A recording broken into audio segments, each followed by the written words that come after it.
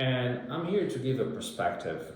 I saw countries like Mexico, Colombia, and even President of Brazil complaining about how the people were treated on planes, handcuffed.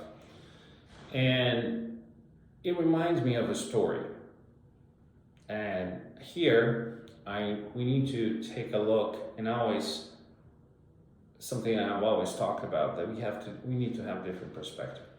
First of all, as a Brazilian, I like to say, why are people from Brazil? I went to the US to study. I had options, but why are people so desperate that they have to depart their countries and go to a different nation? Perspective, but also bringing those voices together. So first of all, the people that are being deported, they have broken the law in some cases, even they're committed, they have been found guilty of other crimes, and they're being deported. To the countries receiving their people back, the question that we should be asking, really, in Brazil, and Colombia, and Mexico, is why are people not able to have their own lives here? And I understand, having lived abroad, having lived here, bureaucracy and a lot of opportunities. And for people like me, I can have other options. So when I talk about Brazil and even embargoes and everything, Brazilians, and especially politicians, we need to be aware that whatever you do, the people who pay the tab, who get the burden of any decision, is the people.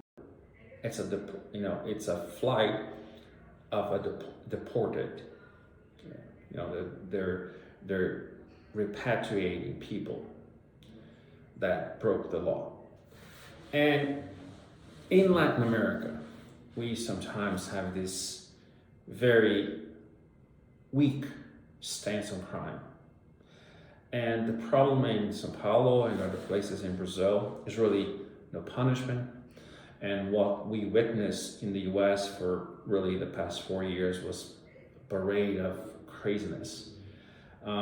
As someone who lived in the US, who September 11, for example, was a big surprise, that I always thought we were safe.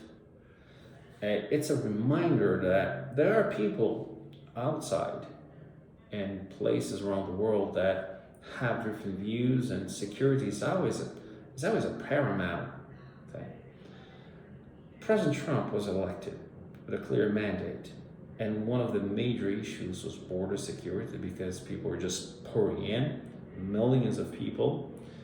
And when something goes that wrong and that far crazy, obviously there will be a swing back.